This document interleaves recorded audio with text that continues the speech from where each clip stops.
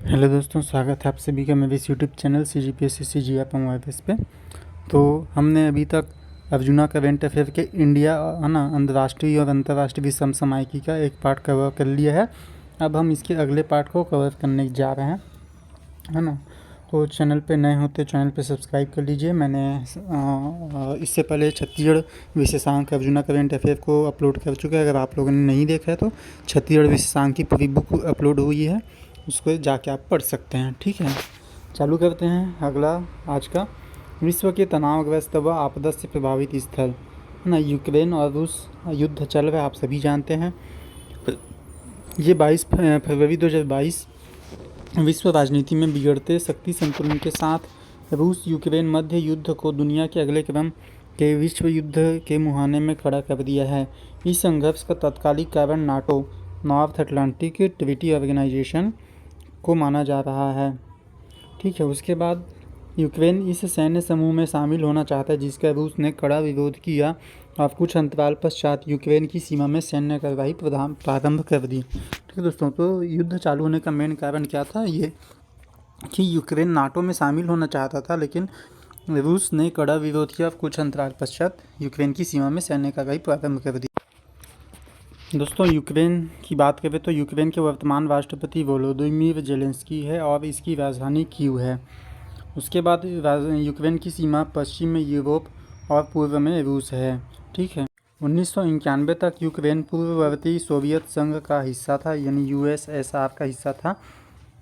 परंतु सोवियत संघ के विघटन के बाद रूस, है ना, के बाद जो यूक्रेन है यूक्रेन स्वतंत्र हो गया। कब? 1991 में जब USSR का विघटन हुआ तो उसके बाद यूक्रेन स्वतंत्र हो गया। इसके बाद भी रूस का इस देश में राजनीतिक प्रभाव बना रहा।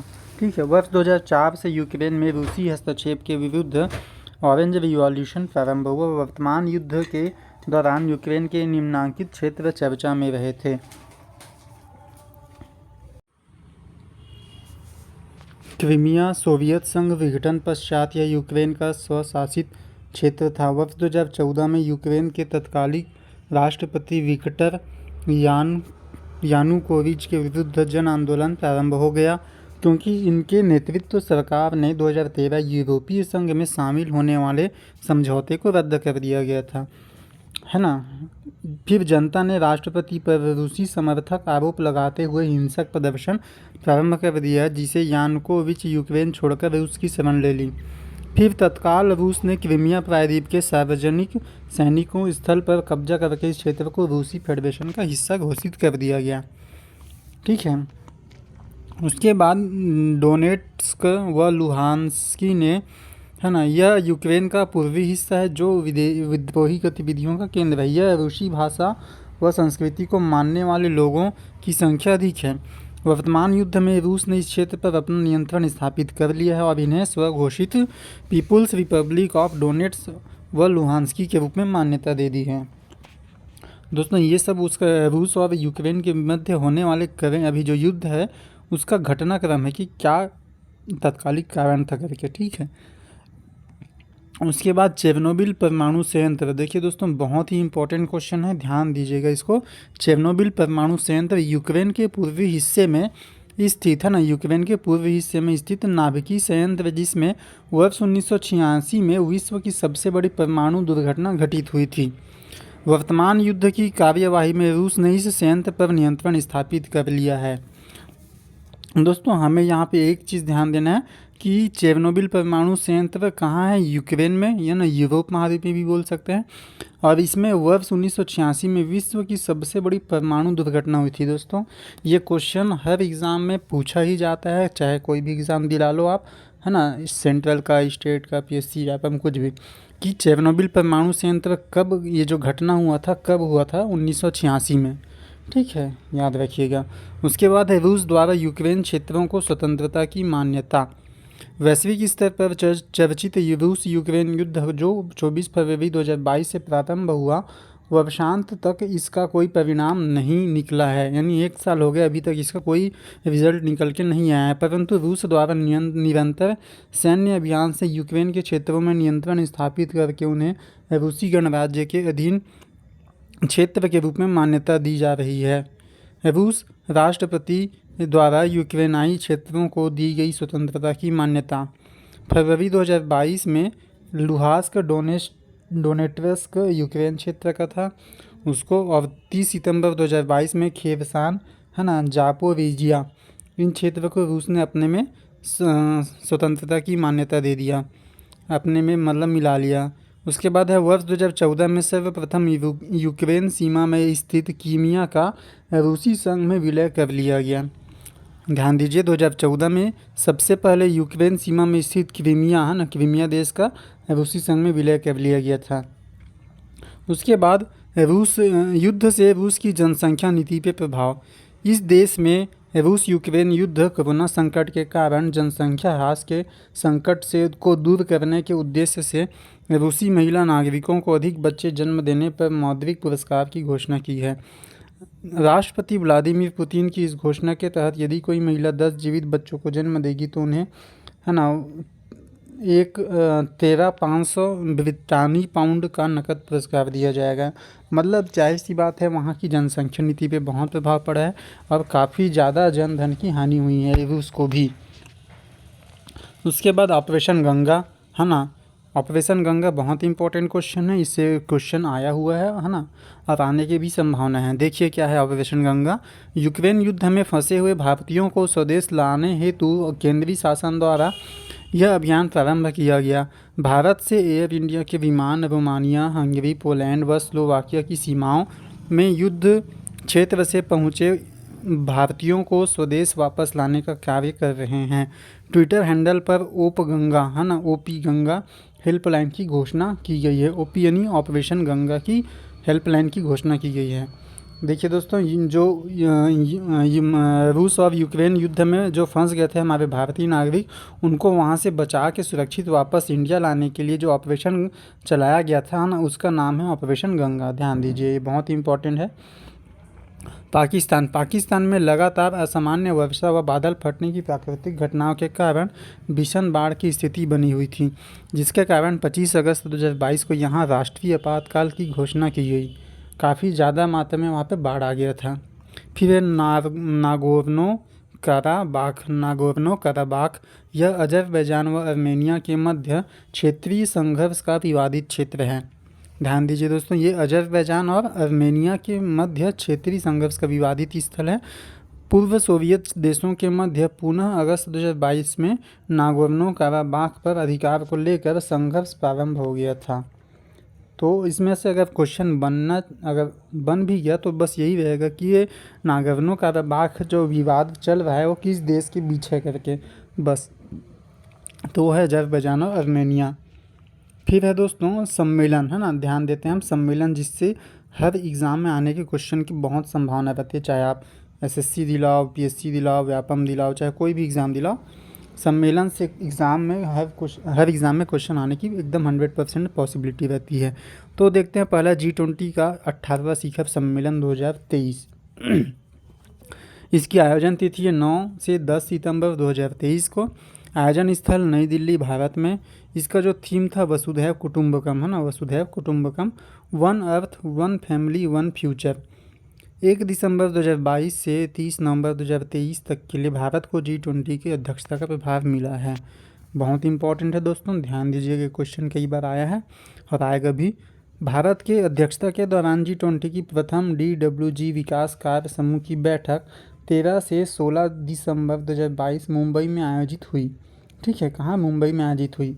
देखिए दोस्तों, इसका जो लोगो है ना, प्रधानमंत्री नरेंद्र मोदी जी दिख रहे हैं, और यहाँ पे G20 का जो लोगो है ये दिख रहा है, और यहाँ पे उसका थीम लाइन दिख रहा है वसुधैव कुटुंबकम, one earth one family one future. इसके लोगो पे भी काफ़ी ज़्यादा विवाद हो गया था हमारे इंडिया में कि अगर इसका कलर वाला फ़ोटो देखेंगे तो ये कहीं न कहीं भाजपा के जो चिन्ह होता है ना, लाल और हरा, उसमें कलर पे दे दिया गया था, और नीचे में जो कमल फूल है वो भी, तो ये भाजपा जो राष्ट्रीय चिन्ह है उससे मिलता जुलता करके काफ़ी विवाद हुआ था। खैर, अपने को सब राजनीतिक मामलों पे नहीं जाना चाहिए। आगे बढ़ते हैं। G20 का 17वां शिखर सम्मेलन 2022 है ना, तिथि नवंबर 2022 और स्थान बाली, इंडोनेशिया। मोस्ट एमपी दोस्तों, इसको एकदम लिख लीजिए, टिक मार्क कर लीजिए कि G20 का 70वां शिखर सम्मेलन। हाँ, देखिए पढ़ तो सभी लेते हैं लेकिन कंफ्यूज कहाँ होंगे वो इसी नंबर पे। 70वां शिखर सम्मेलन पूछ देगा तो लोग बाग सभी अभी भारत लगा देंगे, लेकिन नहीं, भारत में अभी जो हो रहा है चल रहा है वो 18वां नंबर पे है। इससे पहले 70वां जो हुआ वो बाली इंडोनेशिया में हुआ था, है ना। इसकी अध्यक्षता इंडोनेशिया ने किया। उस समय थीम क्या थी इसकी? Recover together, recover stronger. तो भारत का प्रतिनिधित्व कौन किया था? प्रधानमंत्री नरेंद्र मोदी ने। और भारतीय शेरपा कौन थे? श्री अमिताभ कांत, है ना। इससे पूरे पहले वाले वीडियो पार्ट 1 में मैंने बताया हुआ शेरपा का मतलब क्या होता है। अगर आपने नहीं देखा तो इसका पार्ट 1 जाके जल्दी से देख लीजिए। फिर है दोस्तों कार्य सत्र। कार्य सत्र क्या है? इस सम्मेलन में 3 कार्य सत्र निर्धारित थे जो इस प्रकार है। पहला है global health architecture, sustainable energy और डिजिटल ट्रांसफॉर्मेशन।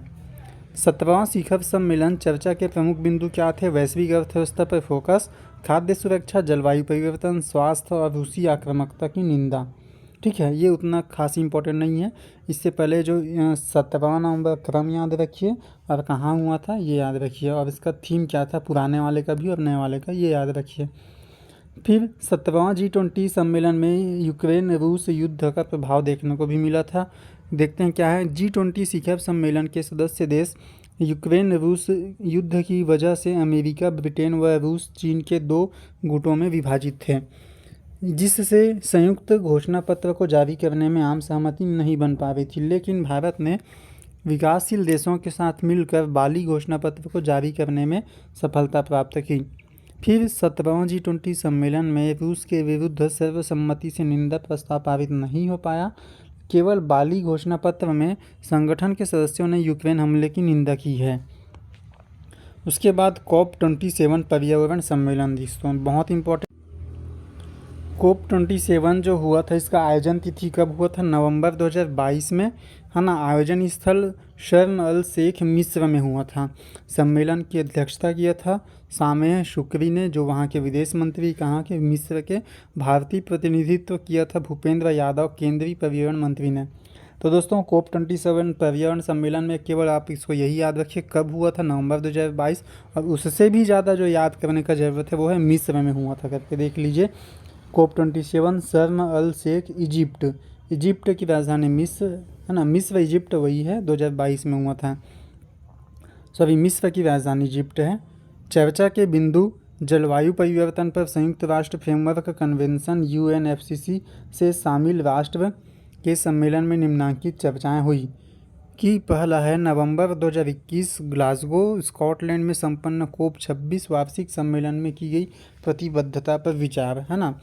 ध्यान दीजिए दोस्तों, इससे पहले 2021 वाला जो COP26 है ना, COP26 सम्मेलन हुआ था वो कहाँ हुआ था? Glasgow Scotland. अभी नवंबर 2022 में हुआ वो मिस्र में हुआ, वो COP27 नंबर का है। अब COP26 की प्रतिबद्धता क्या थी जिस पे अभी विचार किया गया?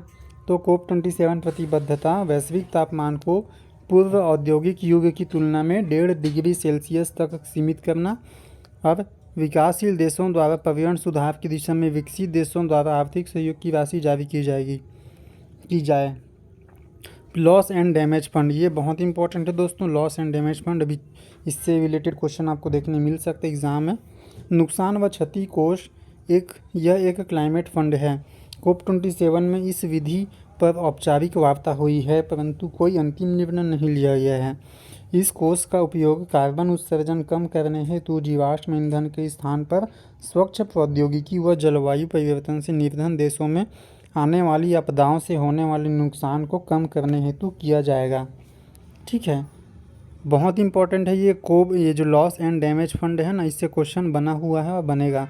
यहाँ पे ध्यान दीजिए, ये जो सबसे नीचे वाला लाइन है ना कि जलवायु परिवर्तन से निर्धन देशों में आने वाली आपदाओं से होने वाले नुकसान को कम करने हेतु किया जाएगा इस फंड का उपयोग। तो यहाँ से क्वेश्चन कैसे बनेगा कि ये जो लॉस एंड डैमेज फंड है वो किसने बनाया, कब बनाया? तो COP27 में इसका गठन किया गया, या ना, इस पे बनाया गया। और किस उद्देश्य से बनाया गया ये नीचे में हमने पढ़ा, है ना। फिर है COP28। देखिए दोस्तों, कभी भी जो सम्मेलन होता है तो उसी सम्मेलन में बता दिया जाता है कि उसका अगला सम्मेलन कब और कहाँ होने वाला है। तो कोप 28 का जो सम्मेलन होगा 30 नवंबर से 12 दिसंबर 2023 में होगा। कहाँ होगा? यूनाइटेड अरब अमीरात में, यूएई में।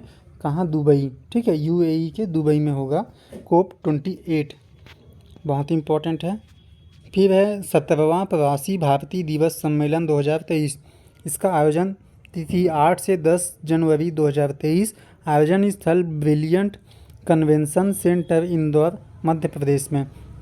इसका विषय वस्तु यानी कि थीम क्या था दोस्तों? प्रवासी अमृत काल में भारत की प्रगति में विश्वसनीय भागीदारी। मुख्य अतिथि जो थे इसके प्रवासी भारतीय के मोहम्मद इरफान अली गुयाना के राष्ट्रपति थे, है ना, ये फ्रेंच गुयाना के राष्ट्रपति मोहम्मद इरफान अली। विशिष्ट अतिथि जो थे वो चंद्रिका प्रसाद संतोखी थे, है ना, ये सूरीनाम के राष्ट्रपति हैं। ठीक है, विदित हो कि युवा प्रवासी भारतीय दिवस सम्मेलन की मुख्य अतिथि जेनेटा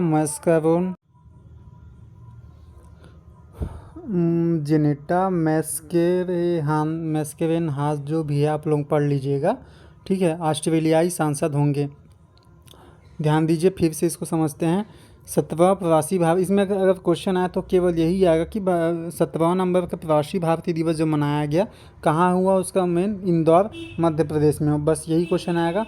और इसका थीम कम चांसेस आने के, इसका मुख्य अतिथि ज़्यादा इंपॉर्टेंट है। मुख्य अतिथि और विशिष्ट अतिथि, एक मोहम्मद इरफान अली गुयाना के राष्ट्रपति और चंद्रिका प्रसाद जो है सूरीनाम के राष्ट्रपति, ये दोनों बस याद रखिए। ठीक है, और ज़्यादा इंपॉर्टेंट नहीं है इसमें से। फिर 41वां अंतर्राष्ट्रीय व्यापार मेला, 41वां अंतर्राष्ट्रीय व्यापार मेला, आयोजन तिथि 14 से 27 नवंबर 2022। आयोजन स्थल प्रगति मैदान, इसका केवल यही याद रख लीजिए और थीम याद रख लीजिए, और हाँ ये 3 चीज़ याद रख लीजिए। आयोजन स्थल दिल्ली में, इसका theme vocal for local, local to global, ये ग्लोबल शब्द को ध्यान दीजिएगा। ठीक है, उसके बाद फोकस राज्य उत्तर प्रदेश और केरल, 2 राज्यों को अंतर्राष्ट्रीय व्यापार मेला में फोकस किया गया था। उसके बाद है अंतर्राष्ट्रीय परिवार नियोजन सम्मेलन 2022। आयोजन तिथि 14 से 17 नवंबर 2022। आयोजन स्थल पटाया, थाईलैंड में हुआ, है ना, क्योंकि अंतर्राष्ट्रीय परिवार नियोजन सम्मेलन है तो कहाँ हुआ? पटाया, थाईलैंड में। इसका जो थीम था family planning plus universal health coverage. ठीक है, इनोवेट या कोलैबोरेट या एक्सेलरेट। परिवार नियोजन नेतृत्व उत्कृष्टता एक्सेल सम्मान किसको मिला? भारत को मिला। पुरस्कृत राष्ट्र भारत था। इस सम्मेलन के दौरान भारत एकमात्र देश था जिसने कंट्री कैटेगरी में सम्मान प्राप्त हुआ। भारत को यह सम्मान परिवार नियोजन के क्षेत्र में बेहतर कार्य व आधुनिक गर्भनिरोधक तकनीक को जनता तक बढ़ाने में उपलब्धि हेतु दी गई। विदित हो कि भारत में 15 से 49 आयु वर्ग की विवाहित महिलाओं को में परिवार नियोजन हेतु कुल मांग संतुष्टि स्तर 2015-16 के 66% से बढ़कर वर्ष 2019-21 में 76% हो गया है। इस प्रकार भारत ने वर्ष 2030 हेतु वैश्विक स्तर पर निर्धारित एसडीजी लक्ष्य को समय से पहले ही पार कर लिया है। तो इसमें केवल यही याद रखिए, ये जो परिवार नियोजन में उत्कृष्टता सम्मान मिला अंतर्राष्ट्रीय परिवार नियोजन कार्यक्रम में, वो भारत को मिला है। उसके बाद आगे बढ़ते हैं। हाँ, ये देखिए, ये जो लाइन करके बना हुआ है, बस ये 2 चीज़ ही याद रख लीजिए और कोई याद करने की ज़्यादा ज़रूरत नहीं है इसमें। फिर देखिए 14वां नंबर का विश्व मसाला कांग्रेस, है ना। विश्व मसाला कांग्रेस का आयोजन तिथि कहाँ हुआ? ये मुंबई में हुआ। और कब से हुआ? 16 से 18 फरवरी 2023। तो इसमें केवल जितने भी सम्मेलन होना उसमें आयोजन स्थल जरूर याद रखिए। आयोजन स्थल सबसे ज़्यादा इम्पोर्टेंट होता है। इसको ऐसा कुछ ट्रिक बना लीजिए दोस्तों कि विश्व मसाला कांग्रेस, है ना, मुंबई महाराष्ट्र में हुआ। तो हम फिल्में देखते हैं, फिल्म बोलते हैं ना, फिल्म में फिल्में ज़्यादा मसालेदार है करके, तो फिल्म कहाँ बनती है? मुंबई में बनते हैं। ठीक है, ऐसा कुछ ट्रिक आप बना के याद कर सकते हैं। इसका जो थीम था विजन 2030 स्पाइसेस, यह मसाला क्षेत्र का विश्व में सबसे बड़ा व्यावसायिक मंच है। ये प्रथम विश्व मसाला कांग्रेस का आयोजन 1990 में हुआ था। ठीक है, तो इसमें स्थल बस याद रख लीजिए और ज़्यादा होगा तो थीम याद रख लीजिए। उसके बाद है 90, है ना, 90th इंटरपोल महासभा सम्मेलन 2022। आयोजन तिथि 18 से 21 अक्टूबर 2022। आयोजन स्थल प्रगति मैदान, नई दिल्ली। महासभा इंटरपोल की सर्वोच्च शासी गवर्निंग बॉडी नियंत्रक इकाई है। नई दिल्ली में आयोजित इस बैठक में 195 इंटरपोल सदस्य थे, प्रतिनिधि शामिल हुए थे। भारत में इंटरपोल की यह दूसरी बैठक है। इससे पूर्व वर्ष 1997 में इसकी आयोजन भारत में हुआ था। इस बैठक के अवसर पर प्रधानमंत्री नरेंद्र मोदी द्वारा डाक टिकट व 100 रुपये का सिक्का भी जारी किया गया था। तो बस इसमें सम्मेलन में वही बताया कि ये 90 नंबर के इंटरपोल महासभा सम्मेलन जो है कहाँ हुआ, नई दिल्ली में हुआ, इतना ही याद रखिए। और हाँ, यहाँ पे और थोड़ा ध्यान देने वाली बात यह है कि 195 इंटरपोल सदस्य के देश शामिल हुए थे। और भारत में इंटरपोल की कौन सी नंबर की बैठक है, दूसरी नंबर की बैठक है, ये ध्यान दीजिएगा। इससे पूर्व 1997 में भी इसका आयोजन भारत में जारी हो चुका है। अगर एग्जामिनर कहीं घुमाया तो वो कूट वाला प्रश्न बना के दे देगा और पहला तो बोल देगा कि हाँ भाई, पहला कथन में कि भारत में नई दिल्ली में इसका सम्मेलन हुआ सही है, या भारत में इंटरपोल का पहला बैठक है बोल देगा, तो दूसरा नंबर का कथन सही हो जाए, गलत हो जाएगा, क्योंकि भारत में इंटरपोल का दूसरी बैठक है। इससे पहले 1997 में हो चुका था। तो ऐसे आपको डीप लेवल के कॉन्सेप्ट समझते हुए पढ़ने हैं, ठीक है। ये उसका लोगो है, देख सकते हैं। फिर है 22वें नंबर का संघाई सहयोग संगठन शिखर सम्मेलन। आयोजन तिथि 15 से 16 सितंबर 2022। आयोजन स्थल समरकंद उज्बेकिस्तान, ठीक है। संघाई सहयोग संगठन शिखर सम्मेलन, इसका आयोजन स्थल कहाँ हुआ, समरकंद उज्बेकिस्तान में। अब ध्यान दीजिए दोस्तों, समरकंद घोषणा पत्र सदस्य देशों ने आतंकवाद व चरमपंथी संगठनों की एकीकृत सूची बनाने पर विचार किया है। संघाई सहयोग संगठन स्थापना, इसकी स्थापना 1996 संघाई 5 के रूप में किया। सदस्य देश 8 सदस्य देश थे। उद्देश्य क्षेत्रीय सुरक्षा सुनिश्चित करना, क्षेत्रीय सुरक्षा सुनिश्चित करना। सचिवालय कहाँ, इसका सचिवालय बीजिंग में है। संघाई सहयोग संगठन, फिर से ध्यान दीजिए दोस्तों, इसका संघाई सहयोग संगठन का शिखर सम्मेलन अभी कहाँ हुआ, आपको स्थल याद रखना है, उज्बेकिस्तान समरकंद में हुआ। संघाई सहयोग संगठन का स्थापना कब हुआ, ये सबसे ज़्यादा इम्पोर्टेंट क्वेश्चन रहता है। अगर आप कोई स्टेट सेंट्रल का एग्ज़ाम दिलाएं तो सेंट्रल गवर्नमेंट में एसएससी वगैरह का, और व्यापम में भी पूछ सकता है, कोई गारंटी नहीं इसका। तो स्थापना 1996 में संघाई 5 के रूप में हुआ था, क्योंकि उस समय 5 देश थे। वर्तमान में सदस्य देश 8 हैं। इसका उद्देश्य क्या है, क्षेत्रीय सुरक्षा सुनिश्चित करना, और सचिवालय बीजिंग में, ये है ना। बहुत इसके जो ये 5 पॉइंट है, सभी पॉइंट इंपॉर्टेंट है, ध्यान दीजिएगा, ठीक है। और सदस्य देश में चीन, रूस, Bharat, Pakistan, Uzbekistan, Tajikistan, Kazakhstan, Kyrgyzstan, जितने भी स्थान वाले हैं, है ना। इसमें अफ़गानिस्तान को छोड़ दीजिएगा, अफ़गानिस्तान नहीं है।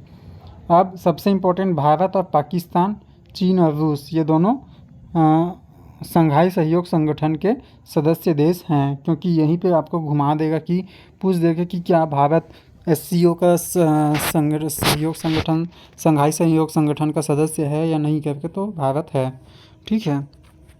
उसके बाद यह एक अंतर सरकारी संगठन है। भारत व पाकिस्तान को वर्ष 2017 में स्थायी सदस्यता का दर्जा मिला, ठीक है, याद रखिएगा। उसके बाद एससीओ संघाई सहयोग संगठन की अध्यक्षता 2023 में भारत करेगा। ध्यान दीजिए, अभी कहाँ हुआ, समरकंद उज्बेकिस्तान में, लेकिन अभी जो 2023 में जो होगा वो भारत में होगी इसकी अध्यक्षता। इस शिखर सम्मेलन के बाद एससीओ की अध्यक्षता भारत को मिल गई है। 2023 में एससीओ का 23वां शिखर सम्मेलन भारत में होगा। ध्यान दीजिए, 2023 और शिखर सम्मेलन जो भारत में होगा वो भी 23वां नंबर का होगा, तो याद करने में ज़्यादा दिक्कत नहीं जाएगा, ठीक है। एससीओ के सदस्य देश के रूप में भारत की संगठन में अहम भूमिका है। ऊर्जा व खाद्य संकट से संबद्ध समस्या को दूर करने के लिए भारत बाजरा फसल को बढ़ावा दे रहा है। कौन सी फसल को, बाजरा फसल को बढ़ावा दे रहा है। फिर एससीओ संगठन वर्ष 2023 को अंतर्राष्ट्रीय बाजरा वर्ष चिन्हांकित करने में अहम भूमिका निभा सकता है। बाजरा यानी मिलेट वर्सन, इंग्लिश में मिलेट, तो ये 2023 को मिलेट ईयर करके घोषित किया है, ध्यान दीजिए। फिर है वाराणसी, 2023 एससीओ के अध्यक्ष का प्रतिनिधित्व भारत को दिया गया है, और एससीओ सदस्यों के आउटरीच कार्यक्रम वाराणसी में निर्धारित किए गए हैं, क्योंकि वाराणसी को 2022-23 हेतु एससीओ की पर्यटन व सांस्कृतिक राजधानी घोषित की गई है। ये बहुत इंपॉर्टेंट है दोस्तों, इसको कई बार एग्ज़ाम में भी पूछा भी गया और आगामी एग्ज़ाम में पूछा भी जाएगा कि संघाई सहयोग संगठन की सांस्कृतिक पर्यटन व सांस्कृतिक राजधानी किसे घोषित किया गया, तो है वाराणसी को। उसके बाद है UNCCD कोप 15 बैठक, UN मरुस्थलीकरण रोकथाम अभियान। अभी समय आयोजन 9 से 20 मई 2022, स्थल आबिदजान आइवरी कोस्ट में। ठीक है। मुख्य विषय land life legacy from security to prosperity. इसका जो भारतीय नेतृत्व किया वो थे भूपेंद्र यादव, केंद्रीय पर्यावरण वन व जलवायु परिवर्तन मंत्री। ठीक है। ध्यान दीजिए ये जो कोप 15 है ना, अभी हमने जो इससे पहले कोप 26, 27, 28 देखा था वो अलग है, और ये कोप 15 बैठक है UN का मरुस्थलीकरण रोकथाम अभियान के लिए है। तो ये कहाँ हुआ था, आबिदजान, ये देखिए जी, है ना, ये है। मगर मरुस्थलीकरण शब्द आपको दिखे तो लगा दीजिएगा आबिदजान को। ठीक है। 2022 में हुआ था, कोप 15 था ये। उसके बाद है भारत आसियान शिखर सम्मेलन। भारत आसियान शिखर सम्मेलन का आयोजन तिथि था 11 से 13 नवंबर 2022 को। आयोजन स्थल नोम पेन, कंबोडिया। भारतीय प्रतिनिधित्व डॉक्टर एस जयशंकर विदेश मंत्री और उपराष्ट्रपति श्री जगदीप धनखड़ जी थे। ठीक है। कहाँ, भारत आसियान शिखर सम्मेलन के प्रतिनिधित्व के रूप में। ध्यान दीजिएगा यहाँ पे प्रधानमंत्री नरेंद्र मोदी मत लगा दीजिएगा, यहाँ पे कन्फ्यूज़न आ सकता है। और सबसे इम्पोर्टेंट जो मैंने बताया सम्मेलन वाला जो होता है बहुत इम्पोर्टेंट होता है। तो सम्मेलन कहाँ हुआ था, नोम पेन कंबोडिया में हुआ था। चर्चा के प्रमुख बिंदु, इस सम्मेलन में आसियान देशों के साझा हित जैसे डिजिटल अर्थव्यवस्था, स्मार्ट कृषि, पर्यावरण, पर्यटन व आतंकवाद से जुड़े महत्वपूर्ण पहलुओं पर चर्चा की गई। ठीक है। उसके बाद है AITIGA, है ना, आसियान भारत व्यापार समझौते प्रस्ताव को व्यवहारिक रूप देने के लिए सदस्य देशों में चर्चा की गई। 2010 में लागू हुए इस व्यापार समझौते को वर्तमान परिस्थितियों के अनुरूप बदलने की आवश्यकता पर जोर दिया गया। आसियान सहयोग संगठन, इसकी स्थापना 8 अगस्त 1967, है ना, 1967। आसियान में 5 संस्थापक, 5 सदस्य देश थे। उससे पहले दोस्तों हमने SCO का संगठन वो स्थापना देखा था, वो 1996 में बना था। क्या, संघाई सहयोग संगठन। और उससे पहले भी बन चुका है आसियान सहयोग संगठन, ये 1967 में बना है। दोस्तों इसका जो स्थापना है काफ़ी पूछा जाता है, इसलिए इसको कई बार बता रहा हूँ बार बार बोल के। वर्तमान सदस्य इसके 10 देश हैं। देशों के नाम देख लीजिए। अब प्रथम सम्मेलन जो हुआ था बाली इंडोनेशिया में 1976 में। देखिए स्थापना तो हुआ गया था 1967 में, लेकिन इसका जो प्रथम सम्मेलन हुआ वो 1976 में, नहीं लगभग 9 साल बाद हो रहा है। देखिए, है ना। और अगर इसको ट्रिक से पढ़ें तो देखिए 7 और 6 को आप क्रॉस कर दीजिए, है ना, तो 7 की जगह 6, 6 की जगह 7 आया है। ठीक है। फिर है आदर्श वाक्य, one vision, one identity, one community. Bharat Japan 2+2 मंत्री स्तरीय संवाद। भारत जापान 2+2 मंत्री स्तरीय संवाद। आयोजन तिथि 8 सितंबर 2022। आयोजन स्थल कहाँ था, टोक्यो जापान में।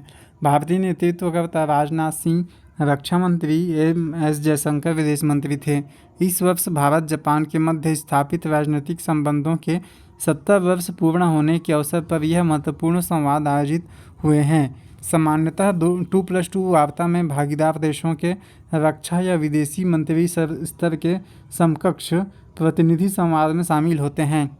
भारत द्वारा क्वाड फोरम में सहभागी 3 देशों अमेरिका, जापान, ऑस्ट्रेलिया के अलावा रूस के साथ 2+2 वार्ता का आयोजन किया जा रहा है। ठीक है। जो क्वाड है दोस्तों, ये क्वाड का इम्पोर्टेंट है।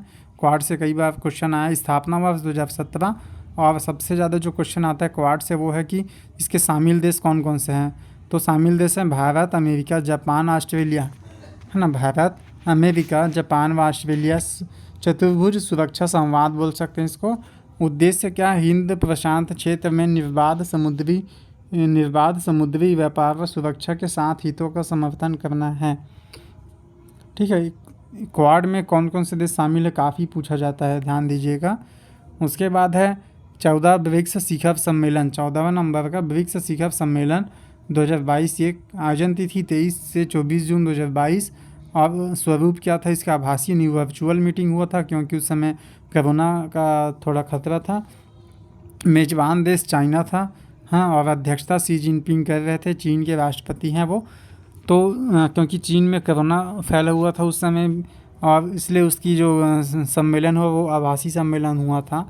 इस शिखर सम्मेलन का मुख्य विषय वैश्विक विकास के नए दौर हेतु उच्च गुणवत्ता में ब्रिक्स की भागीदारी को बढ़ावा देना था। ब्रिक्स विश्व की 5 उभरती हुई अर्थव्यवस्थाओं का समूह है। तो है ना, ध्यान दीजिए, विश्व की 5 उभरती हुई अर्थव्यवस्थाओं का समूह है। इस बहुपक्षीय संगठन में भारत, ब्राज़ील, रूस, चीन व साउथ अफ्रीका सदस्य देश हैं। ध्यान दीजिए दोस्तों, ब्रिक्स के जो सदस्य देश हैं उसको पूछा जाता है। अब मैं आपको इसका ट्रिक बता देता हूँ। देखिए, बी से भारत, आर से रूस, नहीं सॉरी, बी से ब्राज़ील, आर से रसिया, आई से इंडिया, सी से चाइना और एस से साउथ अफ्रीका। इनसे मिलके ब्रिक्स देश बना हुआ है। ठीक है, और इसकी ब्रिक्स का जो गठन हुआ था वो आप बताइएगा, है ना। इससे पहले हम गठन भी पढ़े थे। गठन का बहुत इंपॉर्टेंट है, क्वेश्चन पूछे जाते हैं। प्रथम I2U2 नेताओं का शिखर सम्मेलन 2022। प्रथम I2U2 नेताओं का शिखर सम्मेलन कहाँ हुआ? जुलाई 2022 में। इसका स्वरूप हुआ था आभासी। सदस्य देश भारत, अमेरिका, इजराइल, सऊदी अरब, 4 देशों का संयुक्त संगठन है। देखिए दोस्तों, I2 मतलब I 2 बार और U2 मतलब U 2 बार। अब I 2 बार मतलब एक से हो जाएगा इंडिया और एक से हो जाएगा इजराइल, और U2 2 बार एक से हो जाएगा USA और एक से हो जाएगा UAE। ठीक है, UAE हो जाएगा USA। तो उसी से ये I2U2 बना हुआ है। इसका उद्देश्य क्या? इस बहुपक्षीय संगठन का उद्देश्य वैश्विक खाद्य संकट की समस्या से निपटना है। तो इसमें अगर पूछेगा तो केवल ये इसके शामिल देश के बारे में ही पूछेगा कि इनमें से I2U2 में कौन सा शामिल देश नहीं है करके। फिर है 108वां भारतीय विज्ञान कांग्रेस सम्मेलन 2023। 108वें नंबर का भारतीय विज्ञान कांग्रेस सम्मेलन तो हुआ ये कि संयुक्त राष्ट्र तुकडोजी महाराज नागपुर विश्वविद्यालय, राष्ट्र संत तुकडोजी महाराज नागपुर विश्वविद्यालय में इसका आयोजन हुआ। थीम था महिला सशक्तिकरण के साथ सतत विकास हेतु विज्ञान और प्रौद्योगिकी पर आधारित। 108 भारतीय विज्ञान कांग्रेस के तकनीकी सत्र को 14 भागों में बांटा गया है, जो महिला, किसान, बाल विज्ञान कांग्रेस पर आधारित होंगे। ठीक है, ये उतना इम्पोर्टेंट नहीं है, बस इसमें यही याद रख लीजिएगा कि इसका सम्मेलन स्थल कहाँ था। ये नागपुर विश्वविद्यालय, राष्ट्र संत तुकडोजी महाराज, है ना। फिर है 32वां नाटो शिखर सम्मेलन 2022। 32वां नाटो शिखर सम्मेलन 2022 कहाँ हुआ? नाटो का फुल फॉर्म देख लीजिए, नॉर्थ अटलांटिक ट्रीटी ऑर्गेनाइजेशन इसका फुल फॉर्म है। आयोजन तिथि 29 से 30 जून 2022 में। आयोजन स्थल मैड्रिड, स्पेन। वर्तमान में सदस्य संख्या इसकी 30 है। फिर है यह शिखर सम्मेलन यूक्रेन के विरुद्ध रूस की युद्ध नीति के विरुद्ध निंदा हेतु आयोजित हुआ। नाटो की सामूहिक सुरक्षा के संदर्भ में बनाया गया विधि की धारा 5 के अनुसार किसी एक सदस्य पर हमला होने पर सभी देश उसकी सहायता करेंगे। ठीक है, ये नाटो शिखर सम्मेलन का बताया गया था उस समय, लेकिन ऐसा कभी देखने को ही नहीं मिल पाया, क्योंकि जब अभी यूक्रेन पे हमला हुआ तो नाटो कोई मदद नहीं कर पाया यूक्रेन का, है ना। रूस ने उस पर यूक्रेन पे काफ़ी हमले करते रहे। और अभी जो नाटो का सम्मेलन हुआ मैड्रिड, स्पेन में हुआ, और वर्तमान सदस्य देश 30 हैं, बस ये याद रखिए। उसके बाद है 5वें नंबर का बिम्स्टेक शिखर सम्मेलन 2022। इसका जो आयोजन हुआ वो कहाँ हुआ, कब हुआ? 30 मार्च 2022 को। स्वरूप क्या था? हाइब्रिड यानी आभासी व वास्तविक दोनों का मिक्सचर था। मेजबान देश श्रीलंका में हुआ।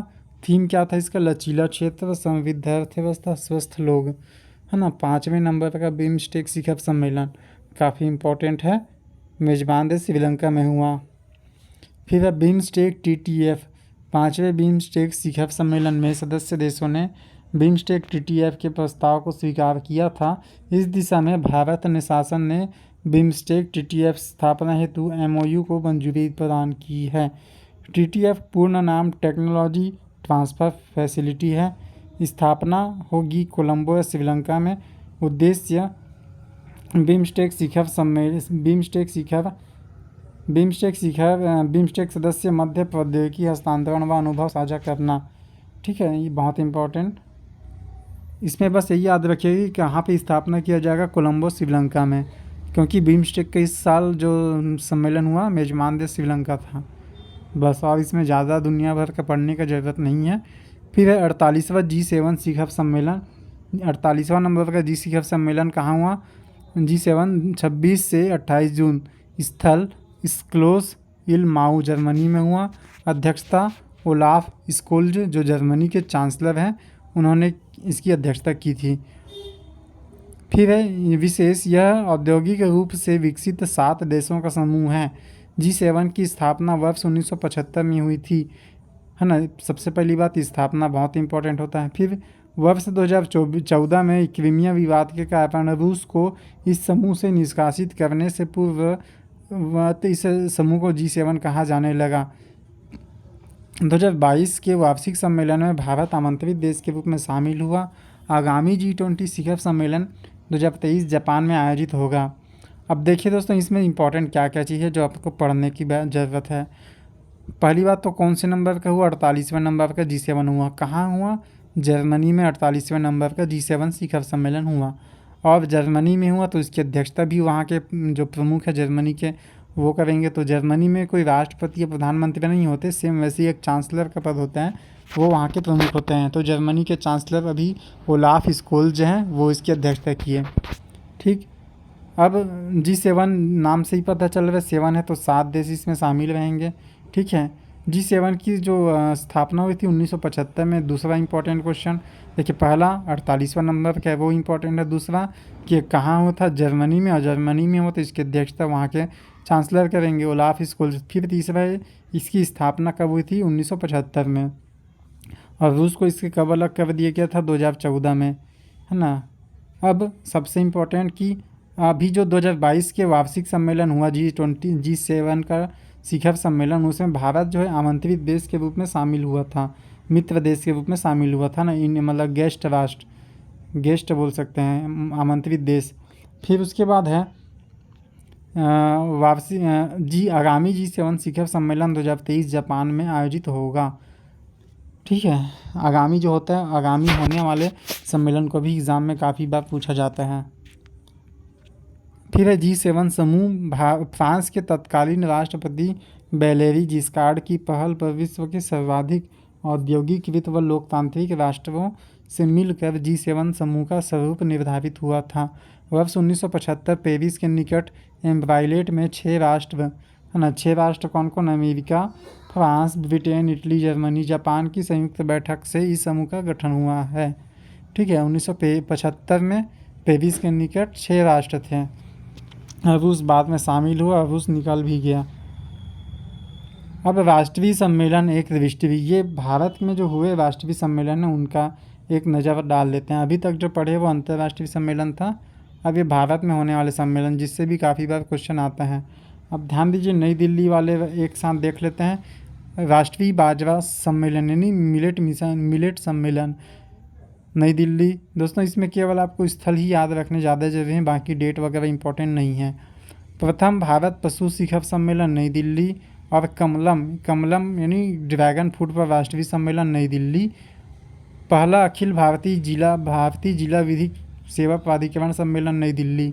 दोस्तों, इसमें क्या पूछ देगा क्या नहीं पूछ देगा उसका कोई गारंटी नहीं रहता, तो इसलिए आप एक बार सभी को पढ़ लीजिए। बाकी जो इम्पोर्टेंट रहेगा मैं बताते जा रहा हूँ, है ना।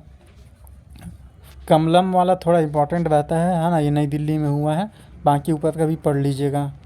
अब ये जो कमलम है ना, कमलम कौन से फल को बोलते हैं? ड्रैगन फ्रूट नाम का एक फल है जो काफ़ी महंगा होता है ना, उसको बोलते हैं कमलम। महाराष्ट्र में ज़्यादा होता है फल। उसके बाद है पहला अखिल भारतीय जिला विधिक सेवा प्राधिकरण हो गया। फिर 10वां महिला पुलिस राष्ट्रीय सम्मेलन, 10वें नंबर का महिला पुलिस राष्ट्रीय सम्मेलन कहाँ हुआ? शिमला, हिमाचल प्रदेश में। ग्रामीण सहकारी बैंकों का राष्ट्रीय सम्मेलन नई दिल्ली में हुआ, ये भी इम्पोर्टेंट है। फिर है 81वां नंबर का इंडियन रोड कांग्रेस का सम्मेलन लखनऊ में हुआ। ठीक है, फिर 5वें नंबर का अंतर्राष्ट्रीय सौर गठबंधन बैठक नई दिल्ली में हुआ। ये दोस्तों मैंने बताया हुआ है पिछले वीडियो में कि अंतर्राष्ट्रीय सौर गठबंधन का जो मुख्यालय है हमारे भारत में ही गुड़गांव में है ये। तो अभी इसकी बैठक कहाँ हुई? नई दिल्ली में हुई। 5वें नंबर का दक्षिण एशियाई जियो साइंस सम्मेलन। जियो साइंस सम्मेलन कहाँ हुआ? जयपुर हुआ, ठीक है। फिर है हेली उड्डयन इंडिया सम्मेलन। हेली नाम का इंडिया सम्मेलन यानी उड्डयन सम्मेलन श्रीनगर में आयोजित हुआ। तो इसमें लगभग सभी इंपॉर्टेंट है, अब इसमें कुछ कहा नहीं जा सकता। फिर है एग्रो वर्ल्ड समिट, है ना। इंडिया फूड एक्सपो सम्मेलन कहाँ हुआ? नई दिल्ली में हुआ। इंडिया फूड एक्सपो या एग्रो वर्ल्ड समिट। फिर एक कृषि आधारित एमएसएमई उद्यमी सम्मेलन लखनऊ में हुआ, ठीक है। Indian national cartography association. एक कार्टोग्राफी मतलब दोस्तों, कार्टोग्राफी मतलब जो नक्शा वगैरह मैप वगैरह बनाया जाता है उसको बोलते हैं कार्टोग्राफी। तो नक्शा वगैरह आप मैप वगैरह आप कहाँ से बनाएंगे? पहाड़ में चढ़ कर देखेंगे तो आपको अच्छा सा नक्शा दिखेगा। तो इसीलिए इसका जो सम्मेलन हुआ देहरादून में हुआ करके ट्रिक बना के पढ़ सकते हैं। फिर 9वां विश्व आयुर्वेद कांग्रेस एक्सपो पणजी गोवा में हुआ। 9वां नंबर का विश्व आयुर्वेद कांग्रेस एक्सपो पणजी गोवा में। फिर 23वां नंबर का इंडिया सी फूड महोत्सव। 23वां नंबर का इंडिया सी फूड महोत्सव कहाँ हुआ? कलकत्ता में हुआ। सी फूड यानी समुद्र किनारे वाले हैं ना, समुद्र किनारे वाले बहुत सारे राज्य हैं, लेकिन कलकत्ता आप ध्यान दीजिएगा। फिर पीएम गति शक्ति मल्टी मॉडल जलमार्ग शिखर सम्मेलन वाराणसी उत्तर प्रदेश। ये बहुत इंपॉर्टेंट है दोस्तों, अभी हाल ही में हुआ है। और वाराणसी में एक बड़ा सा क्रूज़, इंटरनेशनल लेवल का क्रूज़ वाला भी अभी नया स्टार्ट हुआ है ना, उसको भी ध्यान दीजिएगा। ये पीएम गति शक्ति मल्टी मॉडल के बारे में हमने पिछले वीडियो में पढ़ा भी हुआ है, वो भी इम्पोर्टेंट है। अगर आपने पिछला वीडियो अभी तक नहीं देखा तो इससे पहले आप एक बार जाके पिछला वीडियो देख लें। फिर दोस्तों अंतर्राष्ट्रीय सम्मेलन एक दृष्टि। दोस्तों ये अंतर्राष्ट्रीय सम्मेलन में सभी का सम्मेलन और उसका स्थल, सम्मेलन स्थल याद कर लीजिएगा, वो इम्पोर्टेंट है। 5वां संयुक्त राष्ट्र पर्यावरण सभा या UNEA 5.2 केन्या में हुआ, नैरोबी केन्या में। 5वें नंबर का बिम्स्टेक शिखर सम्मेलन जो हुआ श्रीलंका में हुआ, अभी ऊपर में पढ़े थे थोड़ा देर पहले। 22वें नंबर का नाटो शिखर सम्मेलन मैड्रिड स्पेन में हुआ। फिर है संयुक्त राष्ट्र महासागर सम्मेलन लिस्बन पुर्तगाल में हुआ। 22वें नंबर का मृदा विज्ञान विश्व कांग्रेस कहाँ हुआ? ग्लासगो स्कॉटलैंड में हुआ। ये काफ़ी इम्पोर्टेंट है। भारत एशियान विदेश मंत्रियों की बैठक कहाँ हुआ? नोम पेन्ह कंबोडिया में हुआ। G20 संसदीय अध्यक्ष 8वां सम्मेलन। G20 संसदीय अध्यक्ष 8वां सम्मेलन में हुआ जकार्ता इंडोनेशिया में। पहला भारत आसियान स्टार्टअप महोत्सव ये हुआ बगोर इंडोनेशिया में। उसके बाद आगे बढ़ते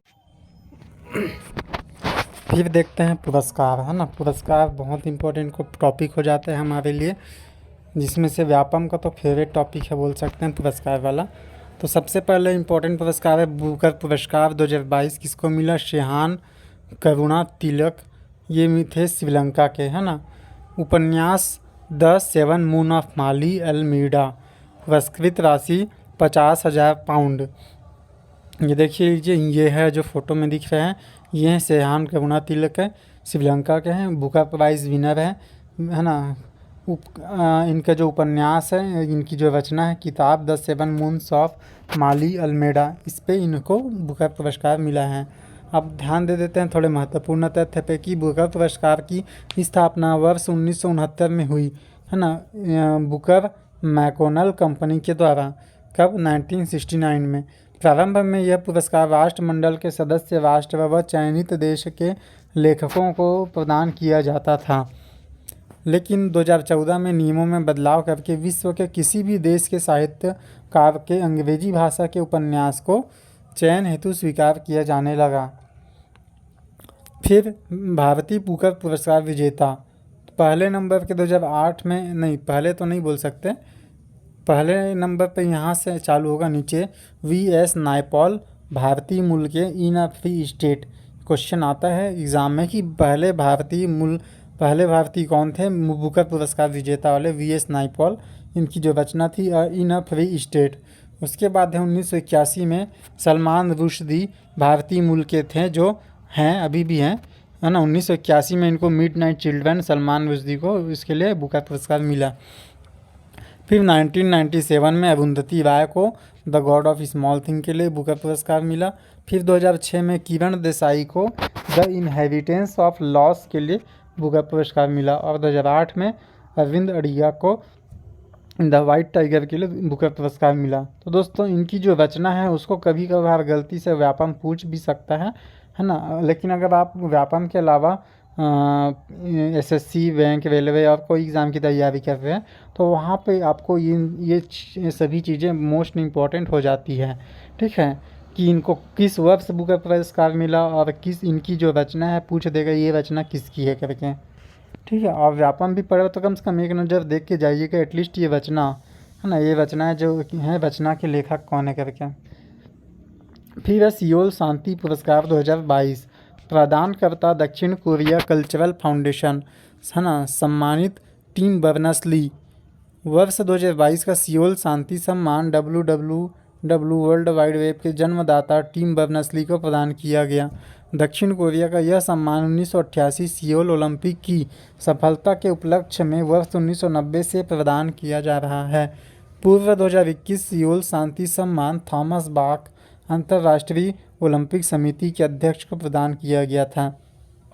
और अभी किसे मिला सियोल शांति पुरस्कार? WW के संस्थापक टीम बर्नर्स-ली है ना। आप कंप्यूटर चलाते हैं तो www.com ऐसा सर्च करते हैं कुछ लिख के तो वही है। उसके बाद 53वां अंतर्राष्ट्रीय फिल्म महोत्सव। 53वें नंबर के अंतर्राष्ट्रीय फिल्म महोत्सव की आयोजन तिथि 20 से 28 नवंबर 2022 को कहाँ हुआ? आयोजन स्थल गोवा में, फोकस राष्ट्र फ्रांस था और उद्घाटन फिल्म एल्मा एंड ऑस्कर था। ठीक है, तो इसमें केवल दो ही चीज़ ज़्यादा याद रखने हैं, गोवा में हुआ था और इस फोकस राष्ट्र फ्रांस में हुआ था। ठीक है, फिर है फिल्म पुरस्कार। सर्वश्रेष्ठ फिल्म पुरस्कार में जो मयूर पुरस्कार स्वर्ण मयूर दिया जाता है, गोल्डन पीकॉक, तो कभी कभी इसको एग्ज़ाम में गोल्डन पीकॉक किस अवार्ड किसे दिया गया भी दे देता है ना। तो याद रखिएगा स्वर्ण मयूर आई हैव इलेक्ट्रिक ड्रीम है ना, आई हैव इलेक्ट्रिक ड्रीम को दिया गया। ये एक स्पेनिश फिल्म है। सर्वश्रेष्ठ निदेशक जो दिया गया वो नादिर साइवर ईरान को दिया गया। सर्वश्रेष्ठ अभिनेता वाहिद मोबोसेरी है ना, फिल्म नो एड को दिया गया। सर्वश्रेष्ठ अभिनेत्री डेनिएला मार्न को। Indian film personality of the year, ये देखिए दोस्तों ये थोड़ा इंपॉर्टेंट क्वेश्चन बन जाएगा। Indian film personality of the year किसे मिला? चिरंजीवी को दिया गया, दक्षिण भारत अभिनेता हैं ये। और सत्यजीत रे life time achievement award Carlos सारा निर्देशक स्पेन के निर्देशक हैं। दोस्तों वैसे तो इसमें सभी को आपको पढ़ना है, लेकिन पहला गोल्डन पीकॉक और ये Indian film personality of the year और सबसे नीचे सत्यजीत रे लाइफ टाइम वाला कार्लोस सारा, इन तीनों को थोड़ा इंपॉर्टेंट नज़र से देख लीजिएगा और बाकी तो सभी को पढ़ना है आपको। उसके बाद है गांधी मंडेला सम्मान 2022 है ना। गांधी मंडेला सम्मान 2022 ये किसको मिला गया? अभी दलाई लामा को दिया गया। मानवीय मूल्य, स्वतंत्रता व मानवता को बढ़ावा देने हेतु तिब्बती धर्म गुरु दलाई लामा को यह अंतर्राष्ट्रीय सम्मान दिया गया। इन्हें वर्ष 1989 में नोबेल शांति सम्मान मिला है। फिर है डीपाल RN जिम डस्टन सम्मान 2022। यह लद्दाख का सर्वोच्च सम्मान है। यह लद्दाख का सर्वोच्च सम्मान है। इसके प्राप्तकर्ता दलाई लामा ही हैं, क्षेत्र मानवता की सेवा के लिए। मतलब दलाई लामा को 2 पुरस्कार मिल गया, एक गांधी मंडेला सम्मान और ये लद्दाख का सर्वोच्च सम्मान जो है वो। ठीक है, फिर है सखारोव सम्मान। सखारोव सम्मान की घोषणा दिसंबर 2022 में हुआ और प्राप्तकर्ता यूक्रेन को मिला ये सखारोव सम्मान। अब उसके बाद है नगदग पेलजी खोरलो सम्मान। ये सम्मान दिया गया प्रधानमंत्री नरेंद्र मोदी को और ये भूटान का सर्वोच्च नागरिक सम्मान है। भूटान साम्राज्य के ड्रैगन किंग जिग्मे खेसर नामग्याल वांगचुक द्वारा भारत के प्रधानमंत्री श्री नरेंद्र मोदी को भूटान के सर्वोच्च नागरिक और सैन्य सम्मान से नवाजा गया है। ये क्वेश्चन पूछा जा चुका है और पूछ भी सकते हैं। Nobel prize 2022। अब देखिए दोस्तों नोबेल प्राइज़ 2022 में है ना किसको किसको क्या क्या मिला है। तो नोबेल के बारे में अर्जुना करंट अफेयर वाले सर ने थोड़े डिटेल दिया है और उसके बाद ये है ना विजेताओं का योगदान भी इसको एक एक करके पढ़ेंगे अभी है ना। पहले ओवरव्यू देख लेते हैं। तो नोबेल प्राइज़ 2022 में है ना मेडिसिन के क्षेत्र में और लिटरेचर के क्षेत्र में, मेडिसिन के क्षेत्र में स्वांते पावो को मिला है और लिटरेचर के क्षेत्र में एनी अर्नेक्स को मिला है। ठीक है दोस्तों, याद रखिए। उसके बाद है फिजिक्स और केमिस्ट्री। फिजिक्स में किसको मिला है? एलन एस्पेक्ट, जॉन क्लॉजर और एंटोन जेलिंगर को मिला है।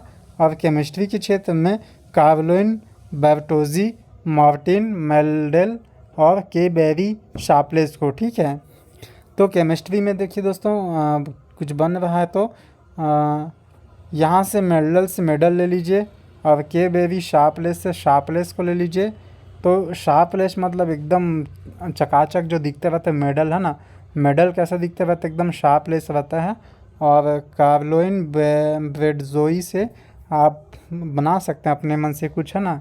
तो एक शार्पलेस मेडल किस में है? केमिस्ट्री के फील्ड में है। ऐसे ही आप बहुत सारे अपने से जैसे भी ट्रिक बना के याद करना चाहें कर सकते हैं, है ना। फिजिक्स में देखिए एलन एस्पेक्ट, जॉन क्लॉजर और एंटोन जेलिंगर। अभी तो तत्काल नहीं बन पा रहा, आप बना लीजिए। उसके बाद है ये नीचे में क्षेत्र भी दिया है दोस्तों हिंदी में, हम इसको पढ़ना भूल गए हैं, पढ़ लेते हैं। ऊपर में देखिए मानवता के क्रमिक विकास पर शोध करने के लिए 2022 में चिकित्सा का नोबेल पुरस्कार स्वांते पैबो को देने की घोषणा की गई है।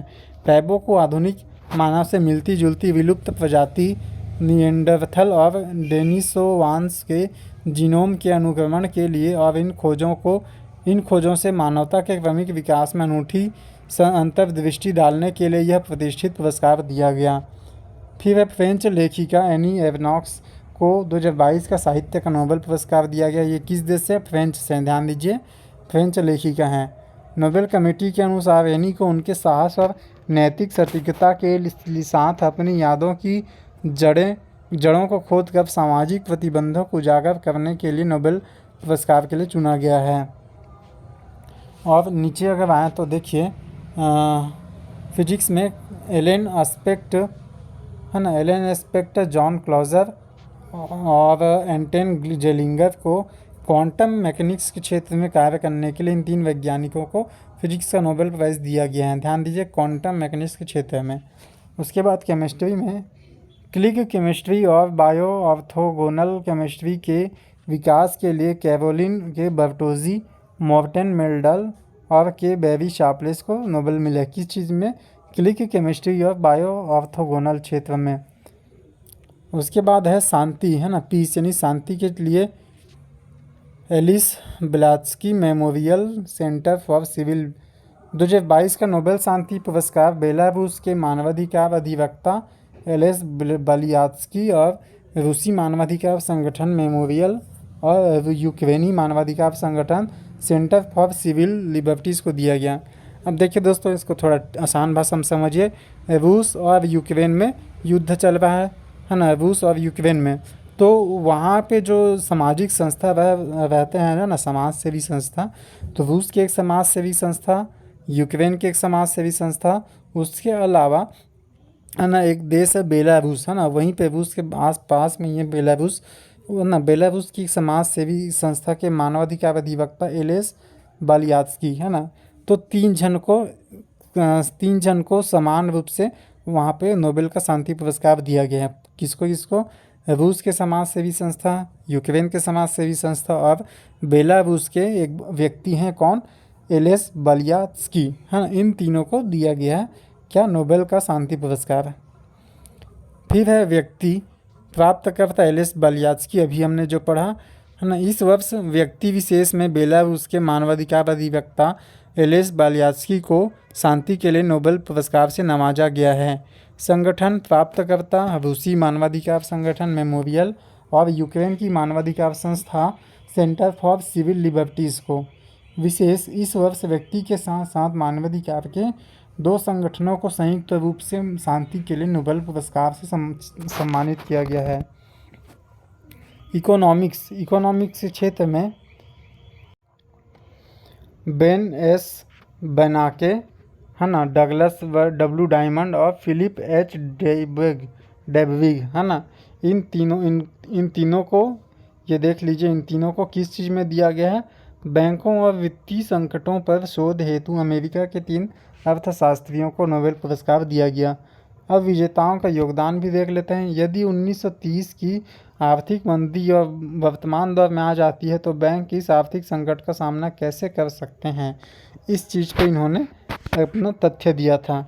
बेन एस बर्नाके और डगलस डायमंड और फिलिप एच डायबरिग। दोस्तों ये इतना डिटेल पढ़ने को हमको आवश्यकता नहीं है, तो इस चीज़ को आप छोड़ भी सकते हैं, तो भी कोई दिक्कत नहीं है ना। तो हम इसको स्किप करते हैं। UN award 2022, UN award 2022, UNESCO की शांति पुरस्कार 2022 और UNHCR नानसेन पुरस्कार। ठीक है, इन दोनों पुरस्कार किसको मिला है? एंजेला मार्केल को। किस क्षेत्र में? शरणार्थी पुनर्वास के क्षेत्र में। एंजेला मार्केल कौन है? जर्मनी की पूर्व चांसलर हैं। इनको 2 पुरस्कार मिला। कौन कौन सा? यूनेस्को का शांति पुरस्कार और UNHCR नानसेन पुरस्कार। ठीक है, अब इसके बारे में थोड़ा देख लेते हैं कि इनको किस चीज़ से मिला। जर्मनी की पूर्व चांसलर एंजेला मार्केल है ना, मैंने अभी बताया। एंजेला मार्केल कौन थी? जर्मनी की पूर्व चांसलर। एंजेला मार्केल द्वारा वर्ष 2015 में एक ऐतिहासिक निर्णय लेते हुए संकटग्रस्त देश सीरिया, इराक, अफगानिस्तान व इरिट्रिया के 12 लाख शरणार्थियों को जर्मनी में बसाया गया था। यूनेस्को शांति पुरस्कार का औपचारिक नाम फेलिक्स होफो-एट बोगेन शांति पुरस्कार है। संयुक्त राष्ट्र उच्चायुक्त का प्रतिष्ठित नानसेन पुरस्कार 2022 एंजेला मार्केल को प्रदान किया गया।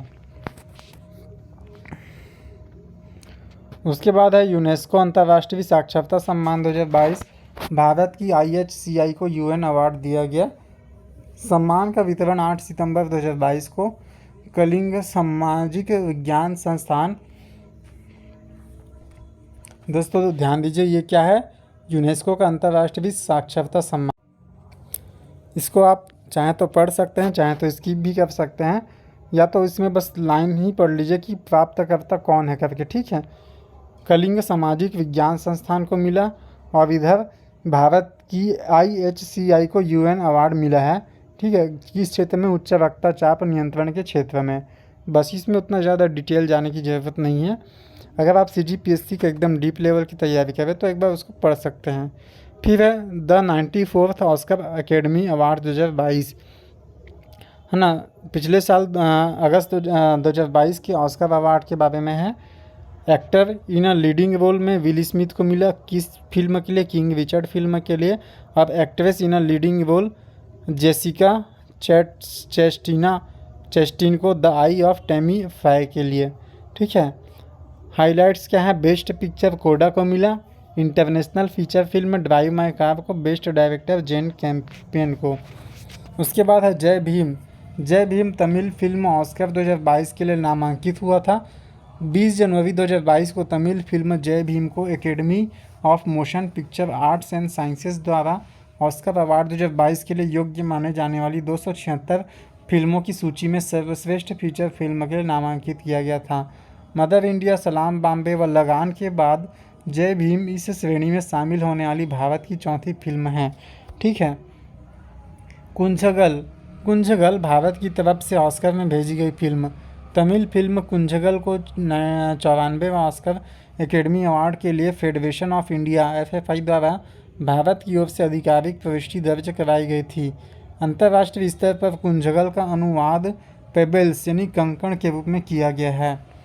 तो इसमें ज़्यादा पढ़ने की ज़रूरत नहीं है, यहाँ पे बस ये पढ़िए मदर इंडिया, सलाम बॉम्बे, लगान के बाद जय भीम इस क्षेत्र में नहीं ऑस्कर के लिए नामांकित होने वाली भारत की 4थी फिल्म है। किस चीज़ में?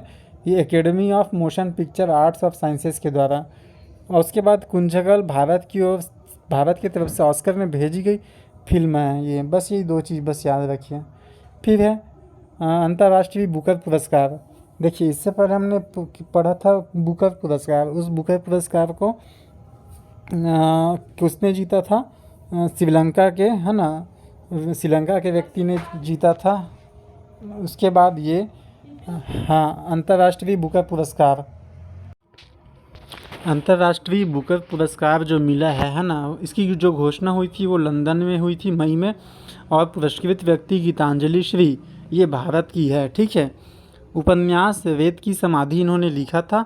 इसका जो अंग्रेजी अनुवाद किया है ना, एग्जाम में इसको भी पूछता है, इसके अंग्रेजी अनुवादक कौन थे? Daisy Rockwell. ठीक है।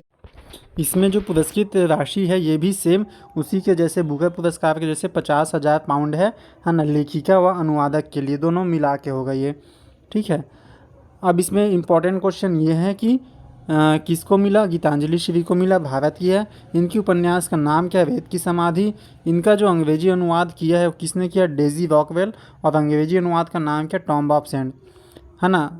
1 2 3 4 3-4 ही क्वेश्चन यहाँ से बनेंगे। ठीक है। और अगर डिटेल जानना है तो आप इसके नीचे को पढ़ सकते हैं, है ना। बाकी इसके नीचे वाला उतना इम्पोर्टेंट नहीं है, बाकी आप अपने डिटेल के लिए पढ़ सकते हैं। फिर है 64th ग्रैमी अवार्ड 2022। 64वें ग्रैमी अवार्ड 2022 अप्रैल 2022 अमेरिका के लॉस वेगस में वैश्विक संगीत का सबसे बड़ा सम्मान ग्रैमी की घोषणा हुई। ये देखिए दोस्तों, ग्रैमी संगीत क्षेत्र का सबसे बड़ा सम्मान होता है ग्रैमी अवार्ड। तो एल्बम ऑफ द ईयर किसको दिया गया? VR को दिया गया एल्बम ऑफ द ईयर।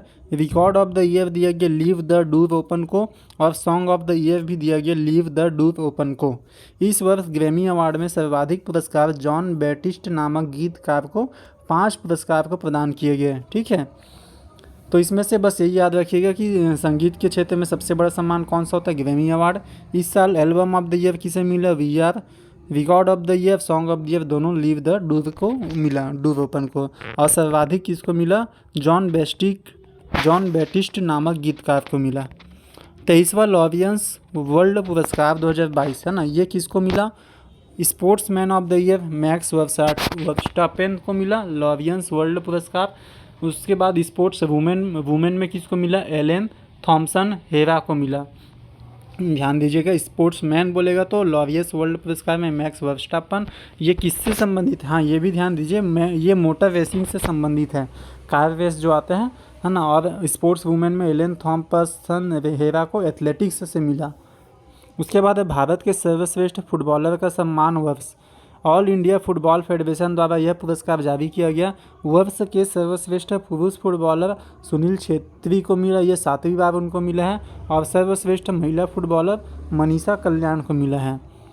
फिर है 64वां रेमन मैग्सेसे अवार्ड 2022। 64वें नंबर का रेमन मैग्सेसे अवार्ड सम्मान की घोषणा 31 अगस्त 2022 को किया गया। संस्था Ramon Magsaysay foundation Philippines.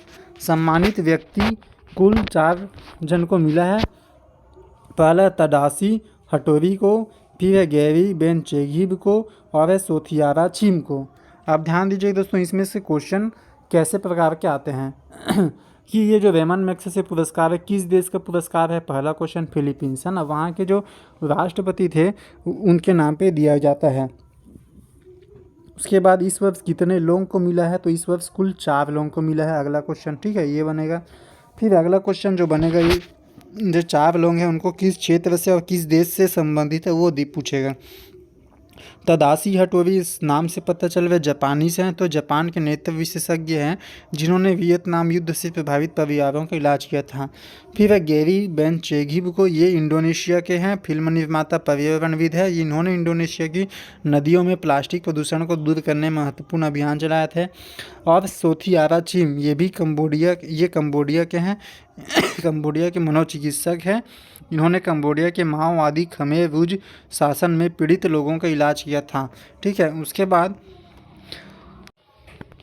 Bernadette Madrid, ये बाल रोग विशेषज्ञ हैं, फिलीपींस के हैं ये, है ना। फिलीपींस घरेलू हिंसा से पीड़ित बच्चों के लिए बाल संरक्षण केंद्र की स्थापना करके सहायता प्रदान किया। तो ये 4 नाम याद रख लीजिएगा। और इनके तदाशी हटोरी जापान, गैरी बेनचेगिब इंडोनेशिया, सोथियारा चिम जो है कंबोडिया के है, बर्नाडेट मैड्रिड हैं, ये फिलीपींस के हैं। ठीक है, फिलीपींस। उसके बाद दोस्तों पुलित्जर पुरस्कार 2022 भारत के 4 पत्रकारों को कोरोना वायरस संक्रमण के दौरान हुई मौत के मामलों को सामने लाने के लिए पुलित्जर पुरस्कार से सम्मानित किया गया। दोस्तों कई बार एग्ज़ाम में ऐसा दे देगा कि पुलित्जर पुरस्कार किस क्षेत्र से संबंधित है, तो ये जो पुलित्जर पुरस्कार है पत्रकारिता के क्षेत्र से संबंधित है। ठीक है। अब ये भारत के 4 पत्रकार कौन कौन से हैं? अदनान आबिदी, अमित दबे, है ना, अदनान आबिदी, अमित दबे, सना, इरशाद मट्टू और दानिश सिद्दीकी। दानिश सिद्दीकी को मरणोपरांत दिया गया। ये चारों नाम दोस्तों याद रखिए, काफ़ी इंपॉर्टेंट है, पूछा जा सकता है। उसके बाद है 32वां बिहारी पुरस्कार 2022, है ना, 32वां बिहारी पुरस्कार 2022। ये साहित्य के क्षेत्र में दिया जाता है बिहारी पुरस्कार। इसकी घोषणा सितंबर 2022 में हुई। प्राप्त करता है डॉक्टर माधव हरदा, है ना, डॉक्टर माधव हरदा को, ये जो हिंदी लेखक हैं, बिहारी पुरस्कार मिला। डॉक्टर माधव हरदा को यह पुरस्कार उनकी रचना पंचरंग चोला पहर सखीरी के लिए प्रदान किया गया है। यह पुस्तक भक्ति काल की प्रसिद्ध मीरा के जीवन पर केंद्रित आलोचनात्मक कृति है। 31वां बिहारी सम्मान 2021 मधु काकरिया को हम यहाँ थे उपन्यास के लिए दिया गया था। तो दोस्तों पुराना भी याद रखिए और नया भी याद रखिए। 31वां मधु काकरिया को हम यहाँ थे के लिए दिया गया, और अभी जो 32वां बिहारी पुरस्कार है डॉक्टर माधव हरदा को पंचरंग चोला पहर सखीरी के लिए प्रदान किया गया है। फिर है नेशनल अवार्ड। दोस्तों वीडियो काफ़ी लंबा हो जाएगा, लगभग 1 घंटा का हो गया, आज इतना ही रखते हैं। फिर नेशनल अवार्ड से जो आगे का टॉपिक है उसको हम अगले वीडियो में यानी कल करने का प्रयास करेंगे, और जल्द से जल्द इसको इंडिया करंट अफेयर को भी ख़त्म करने का प्रयास करेंगे, ताकि आप लोग वीडियो को एक बार नहीं बल्कि 2 बार इसको रिविज़न भी कर सकें। दोस्तों वीडियो को आप 2 बार रिविज़न करके ही जाइएगा, तभी आपको ये चीज़ें दिमाग में परमानेंट छपेंगी। ठीक है दोस्तों, वीडियो मैंने सबसे ज़्यादा जो फोकस करता हूँ उन गरीब स्टूडेंट जो कि पहाड़ी या दूर दराज के जंगलों क्षेत्र में रहते हैं, जिन तक साधन मुहैया नहीं हो पाता या किसी कारणवश वो पढ़ाई से दूर हो जाते हैं। दोस्तों वीडियो को अधिक से अधिक लोगों तक शेयर कीजिए, है ना, ताकि अधिक से अधिक लोगों का भला हो सके। ठीक है दोस्तों, मिलते हैं नेक्स्ट वीडियो में, तब तक के थैंक यू।